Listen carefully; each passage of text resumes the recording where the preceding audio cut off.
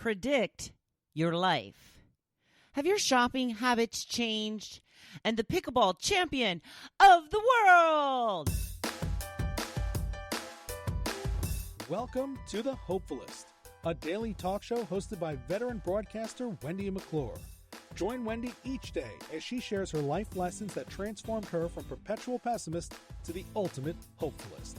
The perfect morning show to get you caught up on the day's top stories while sharing insights that will lead to positive transformation and bring out the hopefulist in you. For more inspiration, visit Hopefulist.com. And now, here's your host and hopefulist, Wendy McClure. Hello and welcome to the day that nobody likes. Poor Thursday, June 25th, 2020. It is day 284 of Gotta Get on Ellen. It is worth noting as well, this is episode 300 of the Hopefulist. 300 episodes. Kind of crazy. So, thank you for listening. Thank you for continuing to tune in and for your support. Got my pickleball gear in the mail yesterday from Amazon, what have you. Ordered myself a couple of paddles. Got a mesh bag full of pickleballs. And you should have seen Tucker's eyes light up when she saw that bag of balls. I was like, oh, no. These are mama's. You cannot have these. Pickleballs, if you're not familiar, are much like wiffle balls. They're not exactly the same, but they look a lot and have the consistency, the density of a wiffle ball. They're very light. They've got some holes in it. I got some nice yellow balls. There are a number of different colors. Now, I got a paddle that has purple on it. So when I was first looking for some pickleballs to purchase along with my paddles, I saw the neon green and I thought, oh, that won't match my paddle at all. So I had to keep looking for another color option because these things are important, are they not? Right. So I have a date today to get a little practice in with somebody who is doing fairly well at pickleball. In fact, I said when we played on Monday that her and another woman that we were playing with, Roxanne, were so good that they should be booted out of our beginner pickleball club. I'm kidding, of course, but one of them I had found out, she started playing at the same time as me last year, but she took some lessons over the winter, and they have indoor pickleball throughout the winter at some certain areas throughout our neighborhood. I don't like to do those because it's kind of like a pickup game. If you're familiar with, like a basketball pickup game or whatever, you just kind of go in and I guess you can go with someone else, but typically they play with fours. It's two teams. So if I were to go, I'm not that good yet. Watch out, world. But if I were to go, I would feel like I'm the loose man on the low man on the team, that I was holding everybody back. And I hate that feeling. I mean, it's all supposed to be for fun or what have you, but you know how some people get. So I want to brush up on my skills a little bit. Got my own little personal lesson going on today with a friend of mine. She was already giving me some advice on Monday. It's one of those things where you have to kind of get one thing down at a time. I can't, because she's like, well, you're moving towards the ball this way, and you really should kind of stand back and wait for it. Okay, well, when I have a ball flying at me and I'm trying to hit it, I can't think about all the three different things you just told me. I just want to hit the darn ball. So, as you get one thing down, then you can get another thing down, and we'll see how it goes. But I'm very excited about this. Hopefully, I will introduce it to Joe soon, and hopefully he will like it as much as I do. That's why I got two paddles, so he can play as well. I will keep you posted, and I will let you know for sure when I am the pickleball champion of the world. I was brushing my teeth the other day, and I noticed I really needed a new toothbrush. Now, we typically get the Arm & Hammer spin brush, which is like the cheapest version of an electric toothbrush. We typically get them at Christmas time. They're usually on sale at Walmart for like $5. Always put a toothbrush in the Christmas stockings. So I get one for him. He gets one for me, what have you. So I've been using, and I typically get about a year out of them. Obviously, I changed the heads. Have to replace the batteries, but I typically get about a year out of it. Something happened with this toothbrush, and I don't know. Normally, I would just go in the kitchen and I start like a little Walmart list or what have you. They're much more expensive outside of Christmas time for some reason. That's why I'm really just going to have to start stocking up at Christmas time because they're like $5 at Christmas. And non-Christmas time, they're like anywhere from like $7 to $9. And the heads, oh, geez, they're expensive too. So normally I would just go into the kitchen and start a little Walmart list or add to my Walmart list. And I still have a Walmart list. But, it occurred to me, I'm like, I just order this from Amazon. I don't worry about when I'm going to get to Walmart and all this kind of stuff. Has COVID changed your shopping habits? It certainly has changed mine. Even when I was at Walmart last week, I had a list of things that I wanted to get, and my husband wanted me to get him some razor refills. Well, they were just ridiculously expensive at Walmart. And razors are expensive. I mean, crazy expensive. And it also had like that plastic case around it that they have to take off at the cashier to make sure that it's not stolen. And I was just like, you know what? I'm going to wait.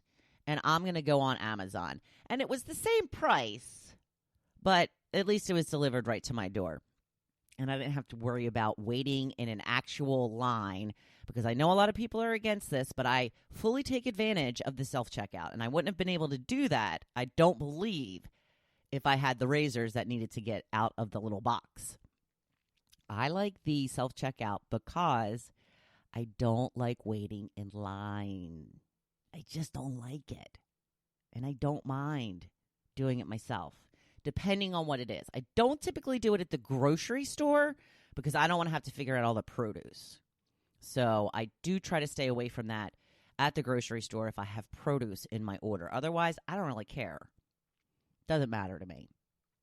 In fact, then I can bag it I can still bag it the way I want, I guess. But Joe and I we just started going shopping together again during the whole COVID craziness. Joe was doing the shopping on his own, which was nice. I got to tell you, it was really nice to get out of shopping duty. He says he doesn't mind it. I'm sure he doesn't love it. But I had started incorporating some new things into my diet, so I wanted to go to, pick out some things that I wanted to start eating that I don't normally eat. And now I think that it's just a given that I go again. I don't know how I ended up like this. So anyway, my new toothbrush should be here today, thank goodness, because Mama needs a new toothbrush. I don't know, it's just kind of weird how things have changed so much. And I think it's going to change so much of everything. The way we teach. A lot of colleges I'm seeing, my sister told me a couple weeks ago that her daughter, who is a freshman this year in college, they've already made plans to have from Thanksgiving break on at home to remotely learn. I've heard that announced at a number of colleges in this area as well. I'm wondering about snow days now. Will we just turn to virtual learning on days that we can't make it into the school?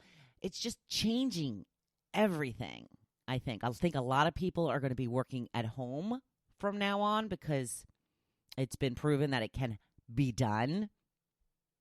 And if I think that it's probably beneficial for companies to have people work at home if they're actually working. That's probably the biggest problem, is the productivity of workers working from home. It's very distracting at home, especially if you have to school the kids, right? But it's summer now. No more books, no more pencils, no more teachers' dirty looks. I got that a little backwards, but you know the saying. I thought I would talk a little bit about food again as I'm sticking my toe into the plant-based diet pool. I'm not going all in. I'm just trying to incorporate more of it and detract some of the more meat that I've been eating and some, I went low carb. I went no carb in January, and I think that it did really well for me.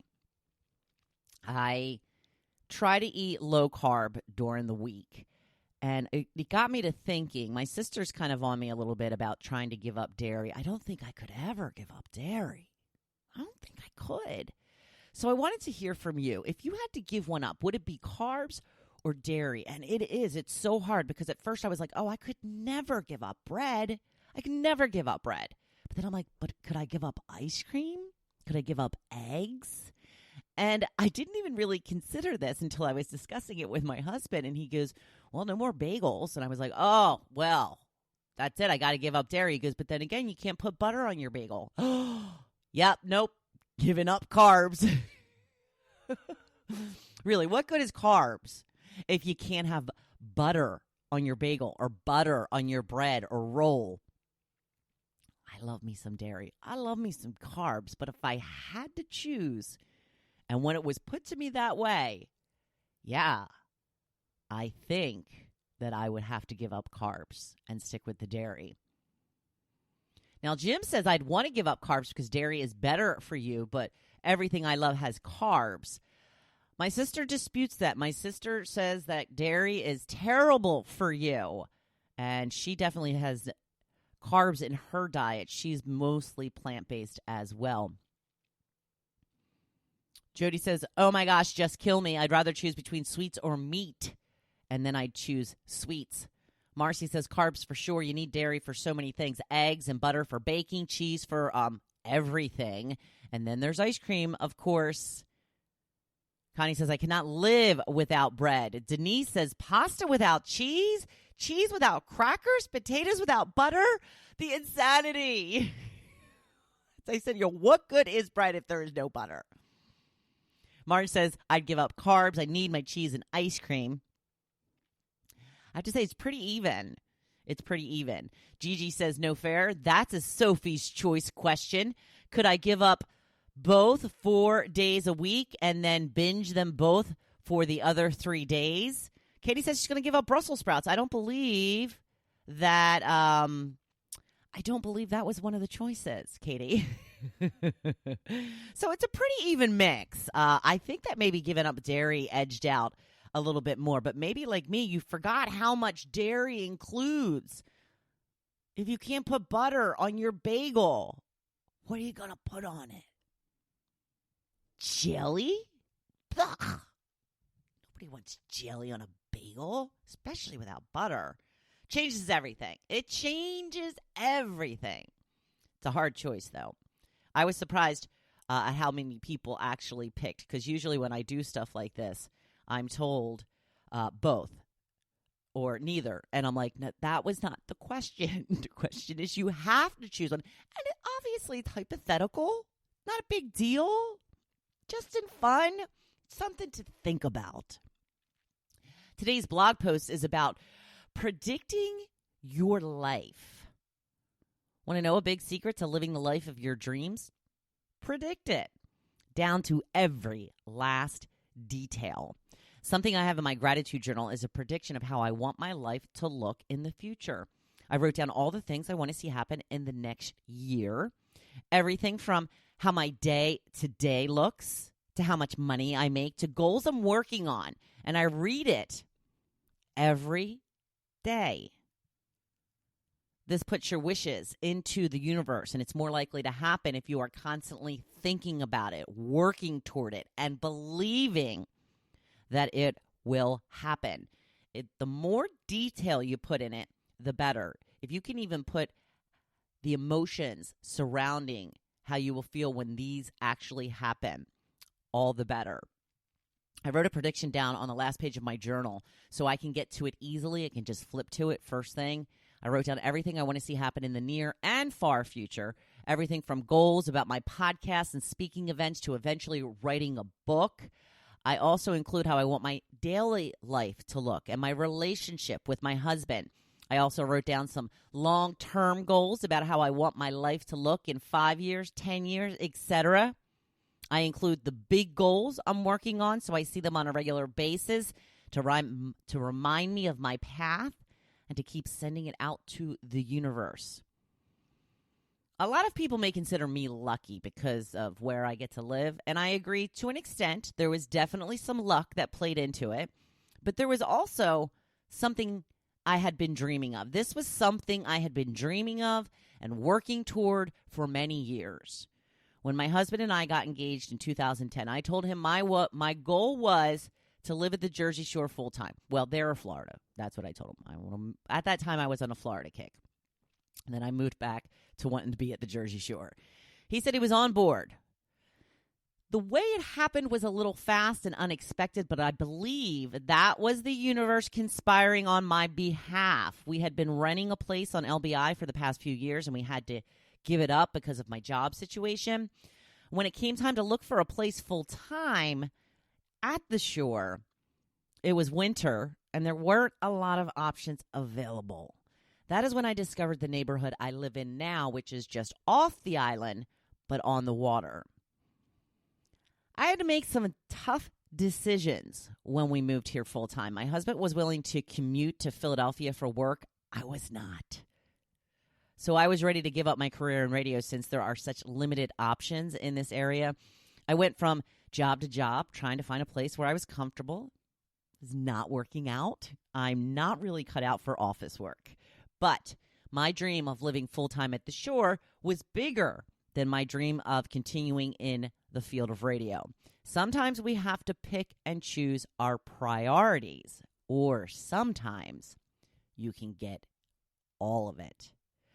Once we started looking to purchase a house, I knew it would be pretty big financially strapping for us. So we cut down on as many monthly bills as possible. We went a lot over our budget, so that was an issue too. But not long after we moved into our forever home, I found a job in radio. I was able to live where I wanted, doing what I wanted to make a living. It was all coming together. Ironically, I had just had a visit with a former coworker, and he had asked me if I would go back to radio if I had the chance. And I told him in a second, I definitely would. And I think talking about it, writing about it, and reading about it all helps it become your reality. This shouldn't even feel like work. This shouldn't even be a chore. We should want to write down how we want our life to look in the future. Put it somewhere where you will see it and be able to read it every day. Like I said, if you have a gratitude journal, put it in there. We should want to read it every day, wishing for it to come true as soon as possible. It's something simple, but can be so powerful. Give it a try. You have absolutely nothing to lose.